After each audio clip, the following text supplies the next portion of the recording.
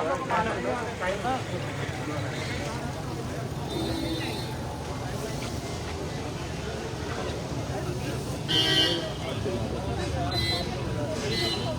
जेब करवाना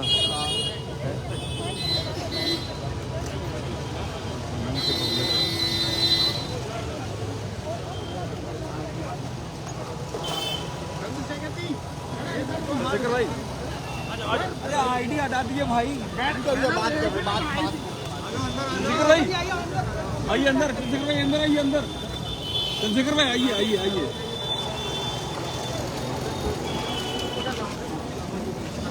जारी किए गए हैं उनका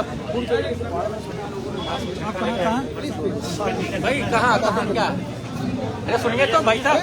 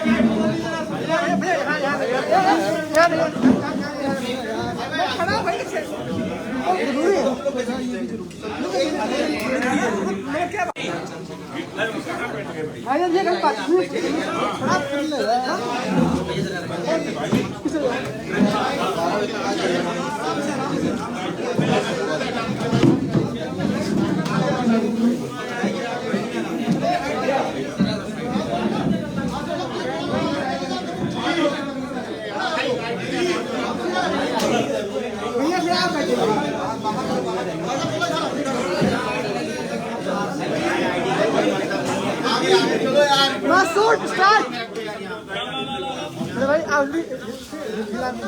फोन आप इसमें आ रहा है, मैं इसलिए कह रहा हूँ। अरे हम लोग भी तो करेंगे।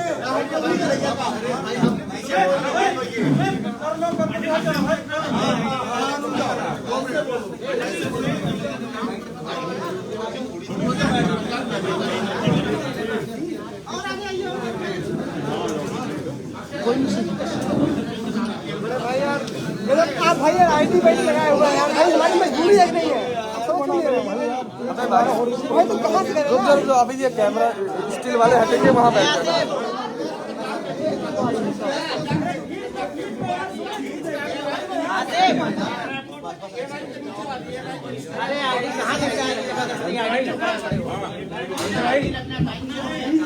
बस बस बस स्टार्ट करिए।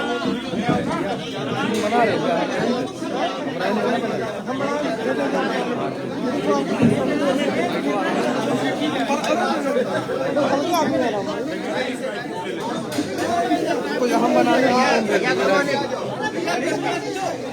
बस बढ़िया आप कैसे कह रहे थे लाइन में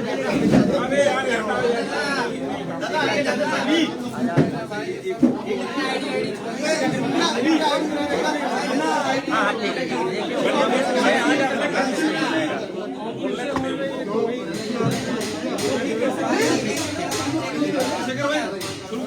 ठीक है लाइव पे ऑलरेडी है। देखो भाई आपसे पहला सवाल है गणतंत्र को लेकर।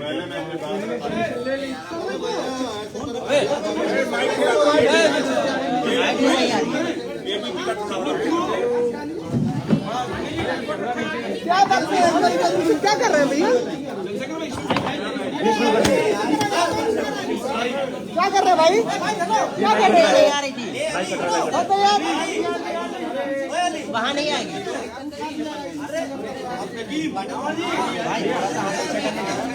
अरे ये नीट इंडिया का नाम खड़ा कर दिया भाई।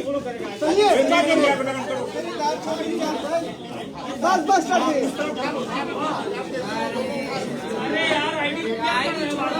स्टार्ट करिए स्टार्ट। मैं स्टार्ट करता हूँ तो दिल्ली साहब के पीछे तक आ गए। भाई थोड़ा फ्रेम नहीं आ रहा भाई, आप तो लाइव कर रहे हैं ना, थोड़ा सा बढ़ा लें, कोई दिक्कत नहीं होगी।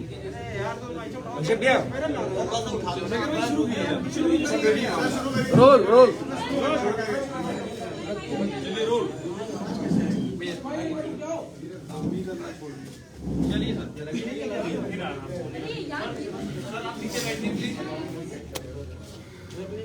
बहुत बहुत धन्यवाद आप सब लोगों का। चुनावी समय में आप समय निकाल के आए। मीडिया के सभी साथियों का, बहनों का धन्यवाद। शांत ये फिर ये भोपो क्यों रखा हुआ है? कोई नहीं भैया, आप बोलिए, अपने साथ बोलिए। तो मैं समझता हूँ उत्तर प्रदेश में चुनाव है और आप सबको जानने में दिलचस्पी है कि कल जो मुलाकात हुई थी, बिल्कुल उसके बाद हम लोग गठबंधन में कितनी सीटों पे जा रहे हैं, कहां से लड़ने वाले हैं, ये सब चीजें आपके मन में।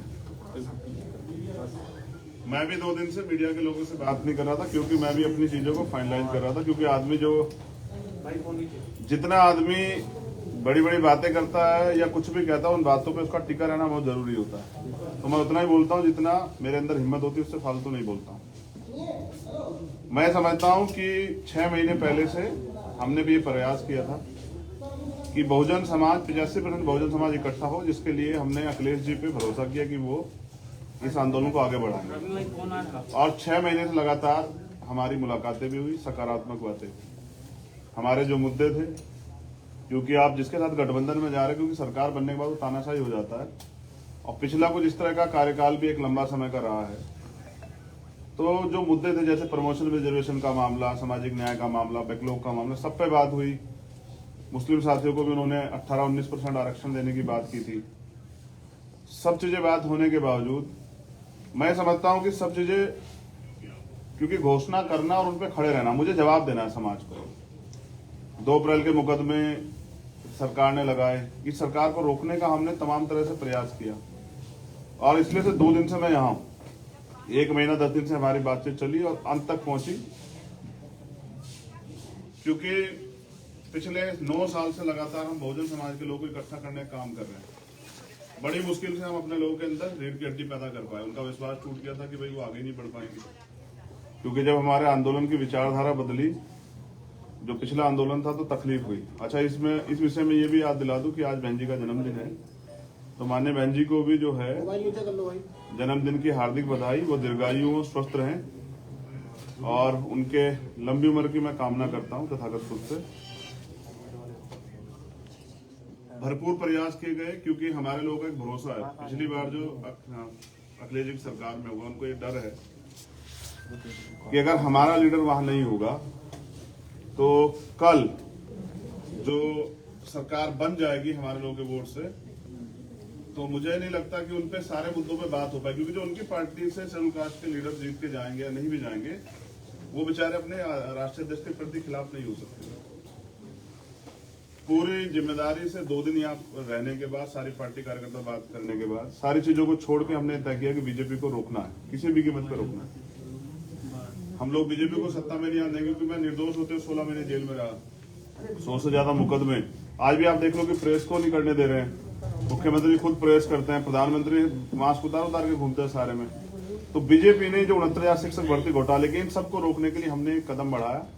सकारात्मक रही सब चीजें, लेकिन अंत समय में मुझे लगा कि अखिलेश जी को दलितों की जरूरत नहीं है। वो इस गठबंधन में दलित नेताओं को, दलित लीडरशिप को नहीं चाहते। वो चाहते हैं कि उनको दलित वोट करें, लेकिन मेरा डर ये था कि अगर दलित उनको वोट कर देंगे तो कल जो उनके ऊपर एक आरोप पिछली सरकारों में भी रहा, क्योंकि मान्यवर काशीराम साहब को मैं नेता मानता हूं, उन्होंने भरोसा करके नेताजी को मुख्यमंत्री बनाया, फिर क्या हुआ आपके सामने।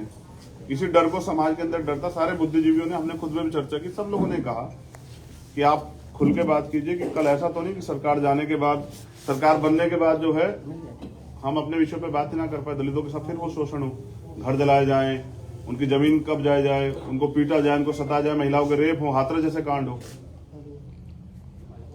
और 2 दिन में निराशा हुई कि 1 महीना 10 दिन के बाद उन्होंने कल अपमानित किया। ये दुखद है। अपमानित किया आपको? ये बहुजन समाज के लोगों का उन्होंने अपमान किया है। किसने सर? अखिलेश यादव ने। मुझे ये भरोसा था कि सर, वो फिर से एक बार कह दिए नाम। भी 85% बहुजन समाज के लोगों को इकट्ठा करने का प्रयास करेंगे, क्योंकि हम सब लोग भाजपा को रोकने का प्रयास कर रहे थे। मैं समझता कि यहाँ पीठ के दर्द के बाद भी 2 दिन से हूँ कि किसी तरह से बात सकारात्मक हो जाए, लेकिन कल आने के बाद उन्होंने कहा था कि मैं शाम तक बताता हूँ, उनका जवाब अभी तक नहीं। तो मैं समझता हूँ कि वो इस गठबंधन में दलित समाज के लोगों को नहीं चाहते, जबकि बड़े पैमाने पे हमारे साथी जो हैं, जो कार्यकर्ता जिनकी वजह से आज चंद्रशेखर यहाँ बैठे हैं, बीमार में आजाद समाज पार्टी के, उनकी ये मन था कि वो बीजेपी को रोकने के लिए इस गठबंधन का हिस्सा बने। मैंने कल ट्वीट भी किया था, आप सब लोगों ने अपने मीडिया के माध्यम से चलाया, तो मैंने कहा था कि आप अगवा हैं, आपकी जिम्मेदारी है। दलित समाज, पसमानदा समाज, आपका दस्तकार समाज, पीड़ित समाज, वंचित समाज, पिछड़ा वर्ग के सारे नेता आपके साथ इसलिए इकट्ठा हो रहे हैं कि आप सामाजिक न्याय करेंगे। लेकिन मुझे लगता है कि अभी अखिलेश जी सामाजिक न्याय का मतलब नहीं समझ पाए। सामाजिक न्याय कहने से नहीं होता है। हम काशीराम साहब को मानने वाले लोग, जिसकी इतनी संख्या बार उसकी इतनी हिस्सेदारी की बात करते हैं, तो 25-25% दलितों की हिस्सेदारी ये है कि वो उनको गठबंधन में नहीं रखना चाहते। मीडिया के लोगों से मुझे शिकायत है कि बिना मेरे किसी ऑफिशियल स्टेटमेंट के, ना उनके कोई ऑफिशियल स्टेटमेंट के, आप लोगों ने भी किसके कहीं से खबरें चला दी कि ये सीट मिल रही है, वो सीट मिल रही है। नहीं चंद्रशेखर जी, TV9 ने चलाया, हमने नहीं चलाया। और मैं उन साथियों से भी कह रहा हूँ कि कम से कम पत्रकारिता गरिमा तो बना कर। TV9 ने चलाया, स्पष्ट कीजिए गठबंधन हो रहा है, नहीं हो रहा है, काफी सारी बातें कहे, नाम लेकर स्टेटमेंट क्लियर कीजिए। और आगे की रणनीति आपकी क्या है? देखिए, मैं फिर मैं यही कह रहा हूँ ना कि 1 महीना 10 दिन से उन्होंने हमसे बात की, तय करके रखा और हमसे कहा कि आप परेशान मत हो। मैंने उनसे कहा कि आप बड़े भाई हैं, क्योंकि उनको चिंता हो या ना हो, वंचित वर्ग के लोगों की हमें चिंता है। मैं प्रमाणित भी करता हूं कि पिछले 5 साल में समाजवादी पार्टी के राष्ट्रीय अध्यक्ष किसी एक दलित की हत्या पे, रेप पे, कितने बड़े बड़े मामले में नहीं गए उनके घर। फिर भी हमने सारी चीजों को दरकिनार करके स्वाभिमान सम्मान की लड़ाई लड़ने वाले चंद्रशेखर उनके घर गए, 3-3 बार उनसे मुलाकात की, उनसे अपील की कि इसको बना लेते हैं। लेकिन वो शायद किसी मन से तय करके बैठे कि हमें दलितों की लीडरशिप नहीं खड़ी होने देनी। वरना मैं समझता हूं कि कल जब मैंने उनसे कह दिया था कि आप बड़े भाई आप तय कर लें, तो उनको मुझे बुलाना चाहिए। वो तो इसमें रोज दलित वंचित आपकी क्या मांगे थी उनसे जिनको उन्होंने नहीं माना? स्पेसिफिक अभी भी नहीं हो रहा है, नहीं हो रहा है, चल रही है प्रेस कॉन्फ्रेंस, एक स्पेसिफिक लाइन क्लियर बिल्कुल की क्या हुआ है सर? हुआ ये है कि अखिलेश जी के ऊपर मैंने कल जिम्मेदारी छोड़ी थी वहां से आने के बाद कि आप तय कर लें कि आप हमें गठबंधन में चाहते हैं, क्योंकि बात सीटें और ये सब चीजें कई मायने रखती है। कल हम उनके लिए प्रयास करेंगे कि उनकी सरकार बन जाए, तो उनमें हमारे हितों की रक्षा होगी या नहीं होगी। कुछ मुद्दों पे वो, जैसे प्रमोशन में रिजर्वेशन का बिल फाड़ा गया, उन्होंने मना कर दिया कि वो इस पे नहीं करेंगे। तो हम दलितों और पिछड़ों के लिए चाहते थे कि भाई प्रमोशन रिजर्वेशन के बिल पे स्थिति साफ करें, बैकलॉग पे। कहने से नहीं होगा, आपको देना पड़ेगा जवाब, आपको नोट बना के देना पड़ेगा। हमारा यह था कि आपको कहनी पड़ेगी मजबूती से बात कि हम करेंगे। और हमारे लोगों को ये लगता है कि जब आप वहां नहीं हैं तो उनके कहने से फर्क नहीं पड़ता, वो करेंगे नहीं। क्योंकि पिछले भी हम पे एक उदाहरण है, लंबे समय से कितने मामले हुए हैं और अखिलेश जी चुपके साबित करते हैं कि वो दलितों को, जैसे बीजेपी आज खेल कर रही है ना कि दलितों को खाना खा रही है, वो आज भी साबित कर रही है कि लोकतंत्र में जहाँ सबको बराबर की हिस्सेदारी, सम्मान है, अवसर है, वहां वो भी जिस तरह खेल कर रही है। मुख्यमंत्री कल दलितों के खाना खाने गए, तो बीजेपी जैसा ही जो है ना व्यवहार उनका कल देखने को मिला। चंद्रशेखर भाई एक सवाल आपसे ये है, चंद्रशेखर भाई देखिए, ये पहले तो ये क्लियर कर दीजिए, एक छोटा सवाल ले बस, 2 दिन से आप इंतजार कर रहे हैं ना। मैं भी 2 दिन से, मुझे 9 साल हो गए इस लड़ाई को लड़ते हुए। 9 साल से मैं इस लड़ाई को लड़ रहा हूँ और कभी भी दलित, पिछड़ों पे, आदिवासियों पे, पसमानदा पे कभी उनके हितों की रक्षा की बात होती है, चाहे CNP NRC का मामला हो। मैं पहला शख्स था जो जेल गया। नेता डर रहे थे कि मुसलमानों की लड़ाई लड़ेंगे तो यहाँ जो है दिक्कत आ जाएगी। मेरी चीजें ये है ना, जो आपने पिछले घोषणा पत्र के आपने तो उनको तो पूरा नहीं किया, इसलिए मैं उनसे चाहता था कि वो स्टेट अपना जो है ना वो फाइनलाइज करें, मजबूती से रखें, लेकिन वो नहीं चाहते हमारे मुद्दों बात करने। तो कहने से नहीं चलेगा, तो हमने तय किया है कि अभी हम समाजवादी पार्टी के साथ गठबंधन में नहीं जा रहे। अब हम, क्योंकि हमारे कार्यकर्ता जिन्होंने पिछले 6 साल से उत्तर प्रदेश में लड़ाई लड़ी है, घर घर जाके लोगों को तैयार किया है, बीजेपी के से हमने लाठियां खाई है, हमने मुकदमे झेले हैं, बीजेपी के खिलाफ जो है हम लोग लड़े हैं उत्तर प्रदेश में। CNPR NRC का मामला हो, चाहे वो 69 शिक्षक भर्ती का मामला हो, हम सड़कों पे लड़े हैं। तो मैं समझता हूं कि अपने लोगों के हितों की रक्षा में स्वयं करनी पड़ेगी। मैं 25% दलितों के स्वाभिमान की रक्षा करने के लिए हूं, उनको मैं अपमानित करने के लिए। मैं तो मान्यवर काशीराम साहब को नेता मानता हूं ना, उनको राष्ट्रपति बनाने का अवसर मिला, बीजेपी ने कहा बना देंगे, उन्होंने छोड़ दिया। मेरी लड़ाई विधायक MP बनने की नहीं, लड़ाई सामाजिक न्याय की है। मैंने कल उनके पाले में छोड़ी थी, उनका जवाब नहीं आया। मैं मानता हूं कि वो दलितों का नेतृत्व और दलितों के हितों के मुद्दों पे बात नहीं करना चाहते। मुझे भी उम्मीद है कि मेरे बाद हो सकता है वो स्टेटमेंट देंगे हम ये करेंगे, लेकिन हमने तो सबके देखे। प्रधानमंत्री भी कहते 2 करोड़ रोजगार देंगे, प्रधानमंत्री भी कहेंगे जो है 15-15 लाख देंगे, ये करेंगे वो करेंगे, लेकिन देश बेच दिया। तो बीजेपी को सत्ता से रोकने के लिए मैं चाहता था कि एक लार्जर लाइन्स बन जाए, क्योंकि अगर विपक्ष में थोड़ा सा बिखरा होगा उसका फायदा बीजेपी को होगा। इसलिए मैं 2 दिन से यहाँ। अब क्या करेंगे आगे? अब दलित समाज के लोग, वंचित वर्ग के लोग, बहुजन समाज के लोग अपने हितों की रक्षा के लिए अपनी लड़ाई स्वयं लड़ेंगे। मैं समझता था अखिलेश जी दूरदृष्टि है, वो समझते होंगे कि लड़ाई आज की नहीं है, उत्तर प्रदेश से केंद्र का रास्ता तय होगा। लेकिन पिछली बार जिस तरह से माननीय काशीराम साहब के साथ धोखा हुआ कि उन्होंने माने नेताजी को मुख्यमंत्री बनाया और वो फिर ठगे से रहे कि मैं इनका वजूद बना के जो है ना अपने लोगों को कमजोर नहीं कर सकता हूं, उनके हितों की रक्षा के लिए चुप नहीं रह सकता हूं। मैं सरकार में इसलिए नहीं शामिल होना चाहता कि अभी तो सरकार बनी भी नहीं है कि मैं अपने लोगों की हत्याओं पर, तमाम तरह की समस्याओं पर चुप हो जाऊं। मैं नौजवानों की बेरोजगारी के मामले चुप हो जाऊं, ये मुझसे नहीं होगा।